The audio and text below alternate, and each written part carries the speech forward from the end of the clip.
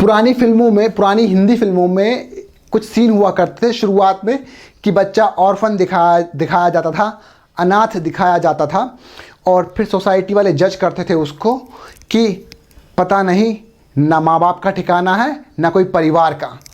तो उसमें जो है एक सेल्फ रिवोल्यूशन आता था और वो अपने माँ बाप को ढूंढने के लिए, अपने अतीत को ढूंढने के लिए चला जाता था।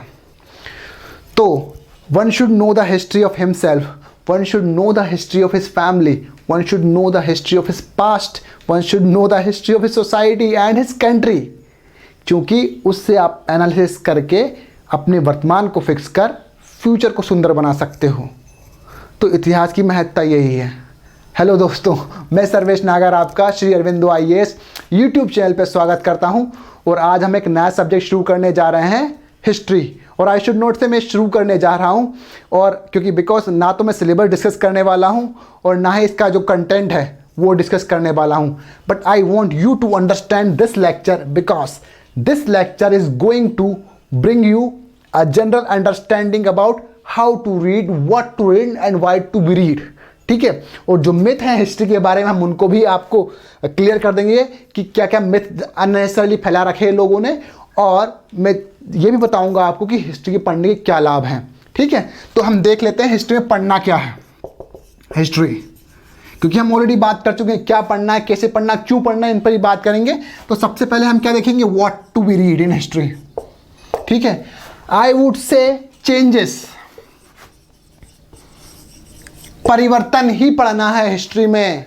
ठीक है, बाकी फैक्ट तो एग्जाम्पल हैं या फैक्ट तो पढ़ना ही नहीं है। It does not matter on which day Jahangir का टांका नूरजहां से भिड़ा था, जो नौरोज का त्यौहार जो बताते हैं, हमें इससे कोई मतलब नहीं। ठीक है, या हमको ये देखना ये कि अकबर की कितनी पत्नियां थी, हमको इससे भी कोई मतलब नहीं है। अरे अगर आपको देखना है तो वो देखो ना, इतनी सारी पत्नियां थी मतलब बहुपत्नी विवाह था। ठीक है, और इतनी सारी पत्नियां थी मतलब महिलाओं का कोई अधिकार नहीं था। इतनी सारी पत्नियां थी मतलब महिलाओं का जो डेवलपमेंट मध्यकाल में निकृष्टतम स्तर पर था। आपकी अप्रोच ये होनी चाहिए, ना कि नंबर 500 बीवियां थी, ये वाले नंबर ध्यान रखना चाहिए। तो फैक्ट्स की अपनी महत्ता है, no doubt, but they just strengthen your argument, they are not the whole argument. वो पूरी बात नहीं, पूरा स्टेटमेंट नहीं है, वो आपके स्टेटमेंट को, आपके आर्ग्यूमेंट को सब्सटेंशिएट करते हैं, वो संतुष्ट करते हैं, वो स्ट्रेंथन करते हैं। वो क्या नहीं करते, वो क्या नहीं है, वो होल आर्ग्यूमेंट नहीं है। ठीक है, तो चेंजेस भी कौन से, इकोनॉमिक। देखो, सबसे महत्वपूर्ण परिवर्तन यही है, इन्हीं परिवर्तनों को पढ़ना है। लेकिन इसके साथ you can not ignore other changes also, like political, राजनीतिक परिवर्तन को भी इग्नोर नहीं कर सकते, सोशल और है कल्चरल। ठीक है, मेनली यही परिवर्तन है, इनके बारे में बात करेंगे। और सबसे महत्वपूर्ण परिवर्तन है इकोनॉमिक। ठीक है, क्यों इकोनॉमिक परिवर्तन है इसको भी देख लीजिए आप। देखिए, ये लेक्चर आपका पढ़ने का पूरा तरीका ही शिफ्ट कर देगा, स्पेशली हिस्ट्री को। और अगर आपको हिस्ट्री समझ में आ गया, because this is the mother subject of other subject also, उनकी माता समान ही है, ये जर्नी ही है सब सब्जेक्ट की। ठीक है, क्योंकि यहीं से सब शुरू होता है, यहीं पर सब खत्म तो नहीं होता, क्योंकि बाकी सब चल रहा है, हिस्ट्री भी चल रहा है। तो हम देख लेते हैं इकोनॉमिक क्यों इंपॉर्टेंट है। बिकॉज सबसे जो बड़ा परिवर्तन है वो कौन सा है, इकोनॉमिक। सबसे पहले जो परिवर्तन आता है वो आता है इकोनॉमिक, फिर क्या आता है आपका सोशल। ठीक है, फिर आता है आपका क्या, पॉलिटिकल, फिर आता है क्या आपका कल्चरल। ठीक है, अब इसको बना तो दिया, इसका मतलब क्या है बता देता हूं मैं आपको। ठीक है, अब मैं आपको इस बात से जस्टिफाइड करता हूं अपने आर्ग्यूमेंट को, कि आपने देखा होगा जब पहली बार किसी गरीब परिवार के पास पैसा आता है, ठीक है, तो कैसे चीज़ें प्रभावित होती हैं। पहली बार जब पैसा आता है उसके पास, पहले उसके पास छोटा घर था, अब बड़ा घर है। ठीक है, बड़ा घर है तो उसका सोशल स्टेटस भी कुछ उठा है, और जैसे ही उसके पास पैसा आया उसके फूड में वैरायटी हो जाती है, उसके खाने में वैरायटी हो जाती है, उसके पहनने में वैरायटी हो जाती है। इसका एग्जांपल मैं बताऊं कि जब उसके पास पैसा आता है तो उसकी लॉन में पहनने वाली स्लीपर्स अलग रहती हैं, हॉल में पहनने वाली स्लीपर्स अलग रहती हैं, गैलरी में पहनने वाली अलग, किचन में अलग, बेडरूम में अलग, गार्डन में टहलने वाली अलग, और घूमने फिरने के लिए अलग, और चिल मारने के लिए अलग। मैं बता रहा हूँ ये होता है, ठीक है। आप देख लें नंबर ऑफ स्लीपर्स, बाथरूम की स्लीपर्स अलग, ठीक है, सब बदल जाती है और इससे सोसाइटी कॉम्प्लेक्स हो जाती है। और पैसा आता है तो चीज़ें बदलना शुरू हो जाती है। ये प्राइमरी फैक्टर है हर चीज़ों में परिवर्तन का। तो सर ये तो आपने बता दिया, लेकिन ये है क्या? तो जैसे ही आपका इकोनॉमिक चेंजेस हुआ तो आपका सोशल डेवलपमेंट शुरू हुआ। You do not sit the same people you used to sit. आप उन लोगों के साथ नहीं बैठते जो जिनके साथ आप पहले बैठा करते थे, क्योंकि आपका सोशल स्टेटस उठ गया है और आप एक अदर क्लास में आ गए हो। तो सोसाइटी चेंज हुई, क्योंकि आप रोटी पानी को डिस्कस नहीं करोगे, you will discuss here politics, ठीक है, आप उसको डिस्कस करोगे, ठीक है। जैसे ही आपके पास पैसा आता है, भूख का काम खत्म हो जाता है, तो क्या इसका काम शुरू हो जाता है, ठीक है। जब इसका काम शुरू हो जाता है तो आप पैसा बहुत है, सत्ता चाहिए, सत्ता पर डिस्कशन करेंगे, ठीक है, तो आप विचारधाराओं पर डिस्कस करते हो और फिर धीरे धीरे राजनीतिक परिवर्तन आता है, और फिर धीरे धीरे कल्चरल चेंजेस आते हैं, ठीक है। आपको पता है ना, भौतिक परिवर्तन बहुत तेज़ी से होते हैं और सांस्कृतिक परिवर्तन बहुत धीमी गति से होते हैं। इसको भी मैं बता देता हूँ, जस्टिफाइड कर देता हूँ। हरियाणा में पैसा बहुत जल्दी आ गया लोगों के पास, मतलब अन्नाप शन्नाप पैसा आ गया, इतना पैसा कि मतलब पैसे से नहा ले वो, इतना सारा पैसा आ गया। BMW कार लेकर आए और BMW के जो बोनट है, ठीक है, बोनट है, उससे अगर भैंस बांध दी। मैं बोल रहा हूँ सब जो आपका सिविलाइजेशन वाला डेवलपमेंट है वो जल्दी हो गया, बट जो कल्चरल डेवलपमेंट है, हम सोशियोलॉजी में बात करेंगे इस पर, जो कल्चरल डेवलपमेंट है वो बहुत धीमे आया है।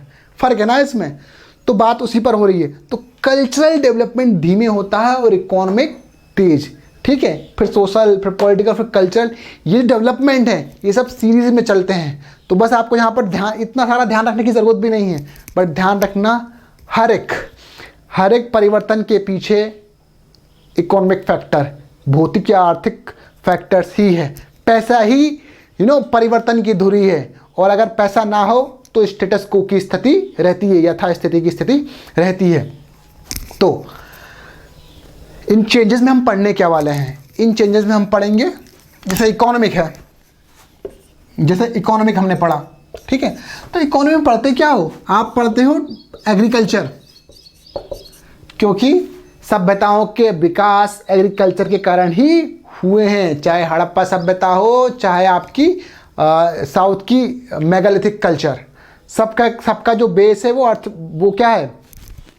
एग्रीकल्चर ही है। चाहे मिस्र की अर्थव्यवस्था हो या फिर मेसोपोटामियन अर्थव्यवस्था हो, सबकी सब एग्रीकल्चर में इंगेज थी, ठीक है। एग्रीकल्चर पढ़ते हैं, हम इसमें क्या पढ़ते हैं? ट्रेड पढ़ते हैं, हम इसमें क्या पढ़ते हैं? क्राफ्ट, ठीक है, हम इसमें क्या पढ़ते हैं? क्राफ्ट पढ़ते हैं। और आप क्या इसमें क्या पढ़ेंगे? करेंसी इकोनॉमी, मतलब व्यापार विनिमय का साधन क्या था। अगर करेंसी थी तो बता दो, नहीं है तो बताओ बार्टर सिस्टम हो रहा है, सिंपल। वहाँ पर क्या मटके बनाते हैं, मन के बनाते हैं, लोहे के इक्विपमेंट बनाते हैं, हथियार बनाते हैं, क्या क्या बनाते हैं, वहाँ पर उनकी बात हो रही है। ट्रेड, किसका ट्रेड करते हैं, किससे ट्रेड करते हैं, फॉरेन ट्रेड होता है, इंटरनल ट्रेड करते हैं, एक्सटर्नल ट्रेड करते हैं, किन वस्तुओं का ट्रेड होता है, किन वस्तुओं को एक्सपोर्ट करते हैं, किन वस्तुओं को इम्पोर्ट करते हैं। एग्रीकल्चर, किस क्षेत्र में एग्रीकल्चर करते हैं, वहाँ पर सिंचाई कैसे होती है, सिंचाई के इक्विपमेंट्स क्या है, किन फसलों को उगाते हैं, किन फसलों को खाते हैं, किन जानवरों का यूज़ कल्टीवेशन में करते हैं, किन कृषि उपकरणों का कृषि में यूज़ करते हैं। This is what we need to read in economy. और जब इसके पैटर्न में परिवर्तन हो, इसके पैटर्न में परिवर्तन हो, इसमें परिवर्तन हो और इसमें परिवर्तन हो, this is what changes and this is what you need to read. यही पढ़ना है, ये नहीं पढ़ना है कि पहली बार भारत में लोहा कब खोजा गया, तो आप ढूंढते रहो उसको, कोई सेंस है ही नहीं ना उसका। तो फिर ये क्वेश्चन उठता है, सर वो प्री में, फिर प्री में क्या करोगे? हाँ, प्री का बड़ा इशू नहीं है। Once you have read according to means, pre is nothing, it's just a matter of, क्या बोलते हैं, चुटकी। It's just a matter of चुटकी, ठीक है। तो बात यह है कि अगर आपने चेंजेस पढ़ लिए तो आपको ऐसा आइडिया जनरेट हो जाएगा कि आप आराम से हिस्ट्री के साथ जस्टिस कर सकते हो। Same thing you will do with political, social and cultural. अब मैं सबको नहीं समझाने वाला। देखो, इसमें हम राजा रानी, मंत्री परिषद, प्रांतों की स्थिति और प्रांतों की स्थिति, जिला, परगना, वहाँ पर सरकार का शासन क्या है, सरकार का प्रकार क्या है, क्या संबंधवाद हावी है और कितना कंट्रोल है ग्राउंड लेवल तक, ठीक है। या फिर जो सेमी ऑटोनोमस शासन है नीचे, जैसे कि आपका चोलों में था या वैदिक कल्चर में था, ठीक है। तो वो स्ट्रक्चर पढ़ेंगे और फिर उनमें क्या चेंजेस हो रहे हैं, क्या गणतंत्र है, क्या राजतंत्र है, ठीक है, क्या कल्याणकारी राज्य है और कैसी राजा की स्थिति है, वो कितना निरंकुश है या निरंकुश है या प्रजातांत्रिक है, यही तो हम पढ़ते हैं इसमें। फिर सोशल में और इनमें जो धीरे धीरे परिवर्तन होते जाते हैं उन्हीं को हम पढ़ते जाते हैं। फिर हम सोशल की बात करते हैं। सोशल में किसकी बात हो रही है? सोशल में आप बात करते हो समाज में क्लास उपस्थित है कि नहीं है, क्लास यानी वर्ग, ब्राह्मण है, वैश्य, शूद्र है, या आपका मुस्लिम समाज है, हिंदू समाज है, नीचे का दलित वर्ग है, उनकी बात हो रही है, उन क्लास की बात कर रहा हूँ मैं, ठीक है। देन आप बात करते हो जो दलित कम्युनिटी है, ठीक है, दलित कम्युनिटी जिनके साथ जिनका एक्सप्लॉइटेशन किया जाता है अपने निजी पर्पस के लिए, और दैट हैव बीन डूइंग, जो हो ही रहा है सदियों से, has been exploited from the since centuries, सदियों से जिनका एक्सप्लॉइटेशन हो रहा है उनकी बात हो रही है। और फिर आती है महिलाओं की दशा। तो क्लासेस कैसे चेंज हो रही हैं, क्लासेस कैसे चेंज हो रही है, वर्गों का परिवर्तन कैसे हो रहा है, ठीक है। देन आपका महिलाओं की दशा कैसे परिवर्तित हो रही है, और जो आपका दलित कम्युनिटी है, दलित जो एक्सप्लॉइटेड, जो मतलब शक्ति विहीन वंचित वर्ग है, उनका एक्सप्लॉइटेशन में क्या चेंजेस आ रहा है, या उनको शक्ति मिल रही है कि नहीं मिल रही है। जैसे कि मैं बताऊं, पहले जो शूद्र थे वो प्रोफेशन बेस्ड थे कि आप जन्म के आधार पर किसी भी कम्युनिटी में, किसी भी क्लास में, वैश्य, ब्राह्मण, क्षत्रिय में जा सकते हो। लेकिन बाद में ये जन्म आधारित बना दिया गया और उसकी सीमा बांध दी गई। अब वो कोई अपना प्रोफेशन चेंज नहीं कर सकता। बाद में स्थिति और बद से बदतर होती गई धीरे धीरे, और यहाँ तक स्थिति आ गई कि शूद्रों के बाद एक और कम्युनिटी बन गई चांडाल, जिनको ना तो गांव के अंदर आने दिया जाता था, और अगर वो आ भी जाते थे तो वो अपने गले में घंटी बांधते थे या पीछे झाड़ू लगा कर आते थे ताकि उनके पैरों के चिन्ह मिट जाएं, ठीक है। तो ये स्थिति थी। तो वही चेंजेस की बात हो रही है। कल्चर में आप क्या पढ़ते हो? कल्चर में आप पढ़ते हो कि भैया आर्ट एंड आर्किटेक्ट पढ़ते हो, कला और स्थापत्य के बारे में पढ़ते हो, आप फिलॉसफी पढ़ते हो, आप रिलीजन पढ़ते हो, ठीक है, ईश्वर के बारे में पढ़ते हो। तो कल्चरल में हम यही देखेंगे। तो this is what we need to read in history, और इन्हीं में ही परिवर्तन को तो हिस्ट्री में पढ़ा जाता है। और जब इन परिवर्तनों को आप पढ़ लोगे तो you will do the justice with history, otherwise you will just mugging up the fact, like चतुर्रामलिंगन, पानीपत का युद्ध मराठा और आब्दली के बीच हुआ था, वो वाली बात नहीं करना, ठीक है। फैक्ट रटने वाली बात नहीं है, ये बात है चेंजेस, ठीक है। If you have enough idea how to read changes and how to catch them, you will easily do justice with history। चलो, तो ये हो गया। हम क्या पढ़ेंगे इसमें? चेंजेस को। Is that okay? चेंजेस को पढ़ लिया, और फिर इसमें हमको फोकस किस पे करना है? कॉजेज एंड इफेक्ट, ठीक है। वही किसकी बात हो रही है? Everything is all about what? Causes and effect. देखिए, history is linked with past incidents, ठीक है। और जब कोई सिलेबस डिजाइन करता है, मैं क्या एमपीपीएससी के सिलेबस डिजाइन करता है, I have already question over it, क्योंकि ये ना घटनाओं को इंडिपेंडेंट उठाता है कि चलो हम अपन अमेरिकन रेवोल्यूशन छोड़ देंगे तो फ्रेंच ले लेंगे, फ्रेंच ले लेंगे तो रशियन ले लेंगे, फिर चाइनीज़ नहीं लेंगे, ठीक है, या अमेरिकन सिविल वॉर नहीं लेंगे। अरे यार, एक घटना से ही कई घटनाएं जुड़ी हैं। History is all about causes and effect. Every incident inspired the other incident which occur later on. हर घटना जो अभी हो रही है उसका संबंध पीछे से ही उसी ने उसको इंस्पायर किया या भड़काया है। लेकिन हम जब सिलेक्टिव स्टडी करते हैं तो we are not doing justice with history, ठीक है। तो ये ध्यान रखना। तो जब भी आप पढ़ो, एक होलिस्टिक अप्रोच के साथ पढ़ो और focus on causes and effect. वैदिक धर्म का पतन क्यों हुआ? ठीक है, क्योंकि उसमें बुराइयां आई थी और उन्हीं में तो बुराइयां आई थी, इसलिए तो बुद्धिज्म और जैनिज्म, सलमान खान और शाहरुख खान आए और नेल द वैदिक रिलीजन। ठीक है, वैदिक धर्म को बहुत हाशिए पर डाल दिया दोनों ने। तो बात वही है आपकी। और फिर इसके बाद हम इनको फोकस करेंगे कॉज एंड इफेक्ट को, तो ये आपको एक ऐसा जनरल आइडिया दे देगा कि you won't be able to write only even PSC, but you can justice even UPSC IAS exam. ठीक है, लेकिन आपको आइडिया पता होना चाहिए कि how to write, what to write and ways of writing. ठीक है, देन दूसरी बात हम किस पर करेंगे, हाउ में क्या पढ़ सकते हो। देखो, जब हम हाउ की बात करेंगे तो I would say that focus on concept. हालांकि मैंने पहले थोड़ा बहुत डिस्कस कर दिया ऊपरी कॉन्सेप्ट के बारे में, बट जैसे कि फैक्ट ये है कि बताया था मैंने आपको कि सबसे पहले लोहा कहाँ मिला। ठीक है, ये फैक्ट है, बट इट्स कंप्लीट नॉनसेंस।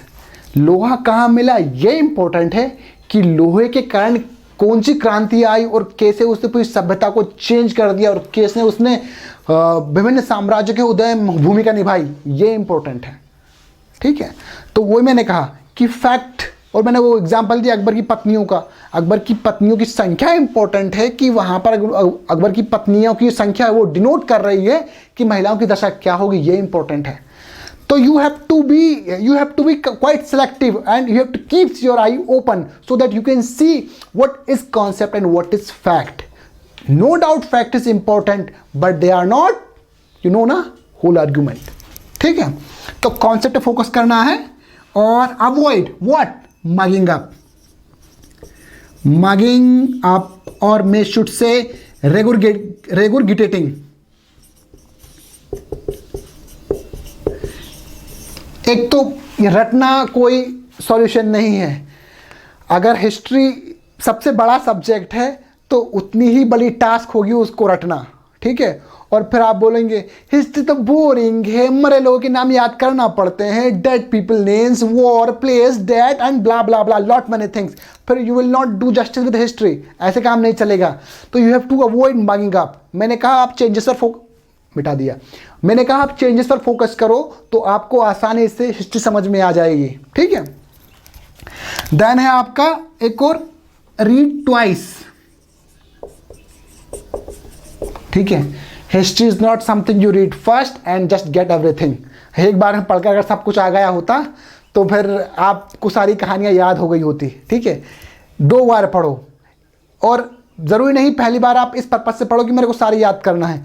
अगर आप ये अप्रोच रखोगे सारी याद करना है पहली बार में ही, तो मेरे ख्याल से ऐसा कोई आदमी बना ही नहीं जिसको सारी चीज़ें एक बार में ध्यान हो जाए, unless he is kind of Vivekananda और he has some special powers by the grace of God. ठीक है, तब तक नहीं हो सकता। तो जब हिस्ट्री की कोई भी बुक पढ़ो तो उसको 2 बार पढ़ना चाहिए।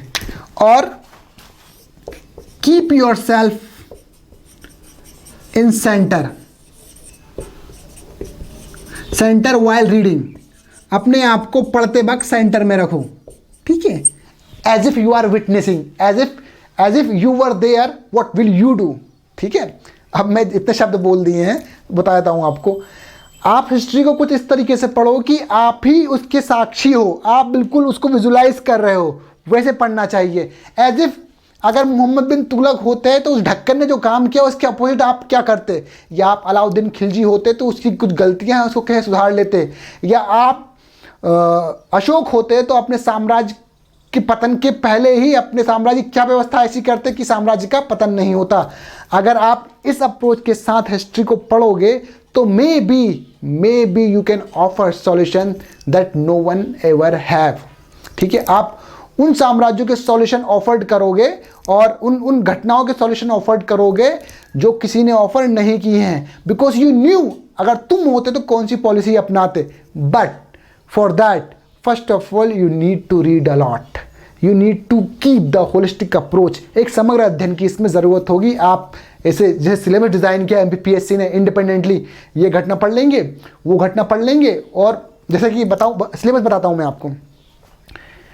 देखिए एमपीपीएससी के सिलेबस में सीधी की सीधी सिंधु घाटी की सभ्यता दे दी इन्होंने, जो नियोलिथिक, मेसोलिथिक और जो आपका स्टोन एज वाला जो कल्चर है उसको दिया ही नहीं। यार ये ऐसा ही है कि मतलब मानव की उत्पत्ति और सभ्यता आ गई सीधी की सीधी हड़प्पा सभ्यता। अगर आप उस सीक्वेंस को, उस ऑर्डर को, उस क्रॉनिकल जो ऑर्डर है उसको नहीं पढ़ोगे तो आप सिंधु घाटी की सभ्यता के साथ जस्टिस नहीं कर सकते। ठीक है, तो हमको पूरी पूरी सीक्वेंस पता होनी चाहिए। फिर हम साउथ के जो राज्य हैं उनको छोड़ देते हैं, हम पल्लव डायनेस्टी डिस्कस नहीं करते हैं, हम पांडे राज्य, चेर चोल पांडे जो साउथ के राज्य उनको डिस्कस नहीं करते। तो जब आप सिलेक्टिव पढ़ते हो ना हिस्ट्री में, क्योंकि history is related to everything, मैंने ऑलरेडी बता दिया, कॉजेज एंड इफेक्ट सब कुछ आपस में लिंक्ड है। अगर आप सिलेक्टिव पढ़ोगे तो you want justice with history, you will not do justice with history. ठीक है, तो किसकी बात हो गई, कॉन्सेप्ट पढ़ना है, अवॉइड फैक्ट्स, अवॉइड, ये लिख तो दिया, इसको पढ़ना नहीं है, इसको don't mug up the things. ठीक है, रीड ट्वाइस और keep your self in centre so that you can do justice. मतलब एक सॉल्यूशन बेस्ड अप्रोच रहेगी तो आपका काम आसान हो जाएगा। ठीक है, और एक और जो बताऊंगा इसमें एक और चीज क्या कर सकते हो, अप्रोचेस। ठीक है, अप्रोचेस और एनालिसिस दोनों चीजें हैं, अप्रोचेस एंड एनालिसिस। बात कर देता हूं मैं। ठीक है,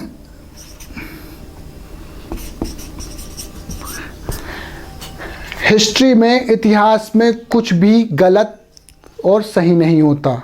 मैं एक और शब्द जोड़ देता हूं, एब्सोल्यूट, संपूर्ण गलत और संपूर्ण सही कुछ भी नहीं होता। या तो ज़्यादा गलत है या कम गलत है, या ज़्यादा सही है या ज़्यादा गलत है, ज़्यादा सही है या ज़्यादा सही नहीं है, इतना ही है। Not absolute wrong, not absolute right, it's more right and more wrong, more wrong and more right. ठीक है, less right and less wrong, इस तरीके से। ठीक है, क्योंकि ये सब आपके आर्ग्यूमेंट है, उनका खेल है उनका खेल है। How you put the argument in history so that your statement can be substantiate. आप किसी अपने आर्ग्यूमेंट को प्रूफ करने के लिए कितने तर्क देते हो। जैसे कि जो औरंगज़ेब है, उस औरंगज़ेब अपने साम्राज्य का विनाशकारी, औरंगज़ेब का जो साम्राज्य का पतन हुआ था वो उसकी रिलीजियस पॉलिसीज़ के कारण हुआ था। ठीक है, या जो इकोनॉमिक भौतिक परिवर्तन है, जमींदारी व्यवस्था और जो सैन्य संगठन, इनके कारण हुआ था। आप अपने आर्ग्यूमेंट दो, बताओ रिलीजियस कारण से हुआ तो कौन कौन से उन्होंने, तो जजिया लगा दिया, तो हिंदू पर अत्याचार किए, तो मंदिर तोड़वा दिए, तो आप अपना आर्ग्यूमेंट दो उधर से।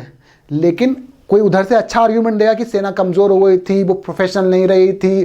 ठीक है, और हिंदू सोल्जर से वो भी कुछ कुछ पीछे हट गए थे, और है तो आपका ज़मींदारी साउथ से अच्छा खासा टैक्सेस का, मतलब टैक्सेस नहीं आ रहे थे, साउथ में उपद्रव हो रहे थे, अच्छी ज़मीन नहीं मिल रही थी, उससे टैक्सेस कम हो रहे थे। आप आर्ग्यूमेंट दो ना आप। तो यही मैं कहना चाह रहा हूँ, अगर आपको अप्रोचेस पता है, एनालिसिस पता है, तो you can do justice with history. ठीक है, अदरवाइज हम वही याद करेंगे स्टेटमेंट वाइज, पैराग्राफ में 4 लाइनें रट ली, लिख दिया, पैराग्राफ लिख लिया, रट लिया, वो याद कर लिया, रट दिया और लिख दिया, यही बात होगी। इससे अच्छा है कि आप एक जनरल अंडरस्टैंडिंग डेवलप करो। ठीक है, और हाँ एक और चीज़, जब मैं अप्रोचेस और एनालिसिस की बात करता हूँ तो you should have idea about the historians, the way they right, चाहे वो नेशनलिस्ट हो, चाहे इंपीरियलिस्टिक राष्ट्रवादी हो, साम्राज्यवादी हो, या फिर मार्क्सवादी जिनको लेफ्टिस्ट बोलते हैं, मार्क्सवादी हो या सबाल्टर्न्स हो, ये जितने भी हिस्टोरियंस हैं, इनकी अप्रोचेस के बारे में पता होना चाहिए। और जो वाइडली एक्सेप्टेड हिस्टोरियंस की जो जमात है, जमात शब्द दिया गया, हिस्टोरियन का ग्रुप है, ठीक है, वो है मार्क्सिस्ट। ठीक है, चूंकि वो सारे परिवर्तनों के पीछे जो फैक्टर्स मानते हैं, वो क्या मानते हैं, इकोनॉमिक फैक्टर्स। ठीक है, देखो जहाँ पर इतनी बातें हो रही, वहाँ पर 2 बातें और बोल देता हूँ मैं, क्योंकि हिस्ट्री में पहले जो पढ़ा जाता था वो राजा की महत्ता, राजा की महानता, राजा का साम्राज्य, राजा का पैसा, राजा की रानियां, और राजा और रानी खत्म कहानी, इतना ही पढ़ा जाता था। और ऐसे ही पहले ये राजा था, उसके बाद ये राजा था, उसके बाद ये और ये इतिहास खत्म। ठीक है, फिर मार्क्सिस्ट आए, अच्छा, आपने स्त्री के बारे में बताया, सोसाइटी के बारे में बताया, अपनी डिप्राइव कम्युनिटी के बारे में बताया, तो कैसे आपका इतिहास पूरा हो गया? आपने तो चंद लोग जिनके पास शक्ति थी उनका इतिहास बता दिया, इतिहास कहाँ बताया आपने? और बताया भी किनका इतिहास? जिन्होंने अपनी प्रशस्तियों में बड़े बड़े कसीदे गढ़े। अब हर्ष कितना महान था वो तो बाण भट्टी बता सकता है, ठीक है, लेकिन जो बाहर से लोग आए, कौन आया था हर्ष के समय?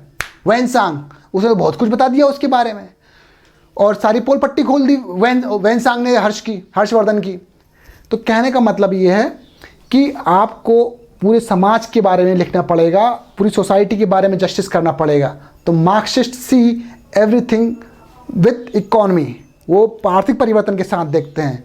और फिर नेशनलिस्ट हैं जो हर चीज़ को बड़ा चढ़ा कर बोलते हैं। नो डाउट वो कुछ चीज़ सही भी बोलते हैं, जैसे कि जो राष्ट्रवादी हैं वो बताएंगे कि भारत महान था। नो डाउट भारत महान था। अरे फर्स्ट सेंचुरी एडी में we have contributed 32% of trade, first century AD Kanishka के समय, ठीक है। उसके बाद अब 2.3 and 5 अराउंड, ठीक है, तो महान तो था। साइंस भैया, एलोरा के मंदिर देख लो, कितने बड़े रॉक पिलर को काट कर बनाए गए हैं। जीरो का आविष्कार कर दिया हमने, दंदी आपका हमने जो जियोसेंट्रिक अवधारणा है उसको डिनाई कर दिया और बताया कि जो आपका सूरज है वो सेंटर में है, ना सौरमंडल के, ना कि पृथ्वी है। हमने पहले ही बता दिया। कॉपरनिकस केपलर कहानी बात की है, बहुत बात की कहानी है, हमने पहले ही बता दिया। तो साइंस डेवलप थी। लेकिन उसके बाद अगर आप ये भी बोल दो उसमें कि वो हमारे पास पुष्पक विमान था और हमारे पास रडार सिस्टम था, क्योंकि आपको पता हनुमान जी जब सीता मैया को देखने के लिए उधर गए थे तो हनुमान जी को एक जो राक्षसनी थी उसने उनकी परछाई पकड़ लिया था, और वो रडार सिस्टम ही था एक्चुअली। अब ऐसी बातें करोगे तो लोग पीपल विल मॉक यू और हंसी उड़ाएंगे। No doubt science was developed, ठीक है। तो सच्चाई है साइंस के विकास की, लेकिन उसके साथ फिक्शन भी जोड़ दिया और उसको ग्लोरीफाई करे तो नेशनलिस्ट जो हिस्टोरियंस है उनकी एबिलिटी पर डाउट होता है, ठीक है। फिर इंपीरियलिस्टिक की हम बात कर चुके हैं, पहले बता चुके हैं कि जो साम्राज्यवादी हैं वो किस तरह बात करते थे। वो बताते थे कि भैया आप नकारा हो, आप मक्कार हो, आपकी बस की बात नहीं है, हम नहीं होते तो आपका क्या होता। हम आए by the God of grace, भगवान ने हमको भेजा आपके यहाँ, आपका उद्धार किया, आपको इंग्लिश सिखाई, आपको रेल दी, आपको पजामा पहनना इंग्लिश सूट पहनना सिखाया, सब हमने सिखाया। तो वो उनकी उपस्थिति को भारत में जस्टिफाइड करने के लिए इतिहास को कुछ इस तरह से प्रस्तुत करते हैं कि हमारे बिना आपका क्या होता। तो ये जो लिखने का तरीका है यही हिस्टोरियन की जमात है। और ये इनको पढ़ने के बाद आपको समझ में आएगा कि किसी चीज़ को लिखने से पहले आपको कौन सी अप्रोच लेना है, क्योंकि ना तो साम्राज्यवादी पूर्णतः सही हैं और ना ही नेशनलिस्ट पूर्णतः सही हैं, और कई कई मामलों में मार्क्सिस्ट पूरे के पूरे सही नहीं है। अब वो ये बोले कि सबके परिवर्तन की जड़ आर्थिक ही है, तो फिर गांधी क्या है? गांधी आया, वन मैन आर्मी और सबको हिला डाला, ठीक है। सेमी नेकेड फकीर जो आया और बोला भाइयों और बहनों, मेरे प्यारे देशवासियों और सारी जनता पागल। तो लीडर्स की भी महत्ता है ना, ज़रूरी नहीं सारे फैक्टर्स इकोनॉमिक ही हो, लेकिन क्या बिपिन चंद्रा जैसे हिस्टोरियन ने उसमें भी आर्थिक परिवर्तन को देखना शुरू कर दिया कि गांधी इसलिए खड़ा हुआ क्योंकि उसको कैपिटलिज्म, जो कैपिटलिस्ट लोग थे उसका सपोर्ट मिलना शुरू हुआ था। तो कुल मिला के अपनी बात को जस्टिफाइड करने के लिए कोई भी हिस्टोरियन या ग्रुप तर्क देता रहता है, वो जो सबसे ज़्यादा उसको जस्टिफाइड कर दे, सब्सटेंशिएट कर दे, वो सही है। और यही तो मैंने कहा कि हिस्ट्री में nothing is absolute right and absolute wrong. The way you put facts to substantiate your argument, जिस तरीके से आप फैक्ट्स और स्टेटमेंट्स देते हो अपने आर्ग्यूमेंट को जस्टिफाइड करने के लिए, वो इम्पोर्टेंट है। और जितना अच्छा देते हो उतना ही आप सही हो। इसलिए आपने देखा होगा वो व्यक्ति जिसके आर्ग्यूमेंट्स अच्छे हैं चीज़ों को जस्टिफाइड करने के लिए, ठीक है, वो अपने आंसर को बहुत अच्छे तरीके से लिखता है, सुंदर तरीके से लिखता है, ठीक है। और फिर हम इस पर बात कर लेते हैं, व्हाट टू बी रीड। देखो किसी कहानी हो गई, how and what we have already discussed, ठीक है। जो एक चीज़ समझ में आती है वो होती है why to be read history. पहली बात तो ये कि by looking at history you can fix your present and make beautiful your future, or maybe should say that you don't let your future to be ruined. आप past की घटनाओं का अध्ययन करके अपने वर्तमान को फिक्स कर सकते हो और अपने भविष्य को ज़्यादा सुंदर बना सकते हो। ठीक है, तो मेरे ख्याल से इस पर हम बात कर चुके हैं। ठीक है, it will help you to present